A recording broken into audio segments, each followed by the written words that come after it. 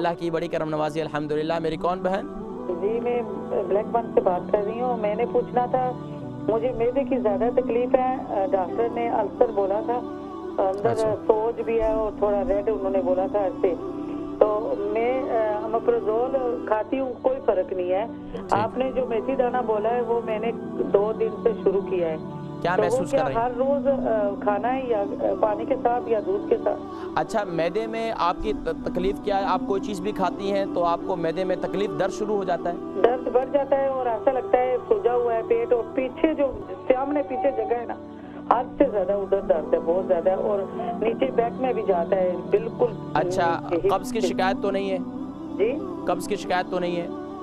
کس کی؟ قبض کی شکایت تو نہیں ہے؟ جی نہیں ہے، جی نہیں ہے۔ ٹھیک ہے، آپ پروگرام دیکھیں، میں ذکر کرتا ہوں۔ معدے کا مرض ہے، السر ہے، اور دیکھیں کوئی چیز بھی کھاتے ہیں تو معدے کی جس کو بھی تکلیف ہوتی ہے تو اس کی کئی وجوہات ہوتی ہیں۔ ایک تو یہ ہے کہ اگر آپ کو نزلہ ہے، دائمی نزلہ ہے، تو دائمی نزلے کی وجہ سے یہ بھی ہوتا ہے کہ کچا کیرا اندر گر رہا ہوتا ہے، تو اس کا علاج یہ ہے کہ سب سے پہلے ہم نزلے کا علاج کرنا چاہیے، ہمیں فلو کا علاج کرنا چاہیے اگر نزلہ ہمارا باہر نہیں آ رہا، کیونکہ اگر نیچے ہم گراؤنڈ کو صاف کرتے رہیں، اوپر سے پھر گندا پانی گرتا رہے تو یقیناً اس کا علاج، اس کا کوئی فائدہ نہیں ہوگا۔ سب سے پہلے تو نزلے کے لیے آپ اگر نزلہ ہے اور دائمی نزلہ ہے، کچا کیرا اندر گرتا ہے، گرین کلر کا بلغم ہوتا ہے، تو اب اس کے لیے آپ صبح نہار منہ شہد اور ½ ٹی اسپون شہد اور ½ ٹی اسپون جو ہے وہ کلونجی کا تیل یہ استعمال کریں، انشاءاللہ اس سے شفا ہو جائے گی۔ اگر تو دائمی نزلہ ہے اور دائمی نزلہ جس کو بھی یہ ENT پرابلم ہے یہ عمل کریں، صبح نہار منہ یہ عمل کر لیا کریں تو انشاءاللہ ENT کی جتنی پرابلم ہے، ناک کان گلا، یہ انشاءاللہ آپ کے بہترین انشاءاللہ ٹھیک ہو جائے گا۔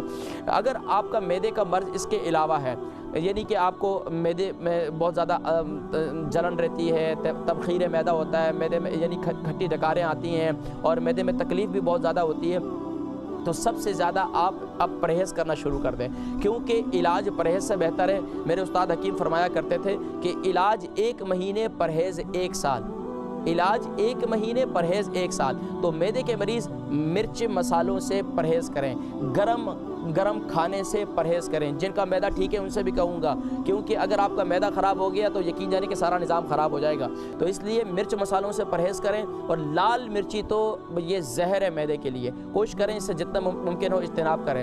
دوسرا، آپ فزی ڈرنکس جو ہے یعنی کہ کوکا کولا ہو گیا، 7 اپ ہو گیا، پیپسی ہو گیا، اس سے اجتناب کریں، یہ آپ کے معدے کے لیے بہت نقصان دہ ہے۔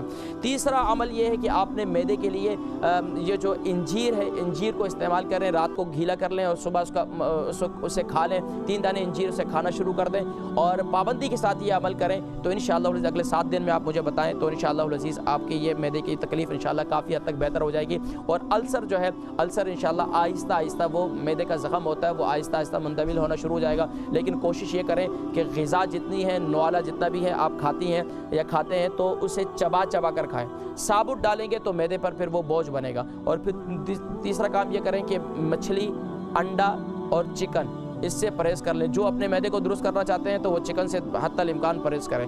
چکن، برائلر چکن جو ہے آپ کی صحت کے لیے بہت نقصان دہ ہے۔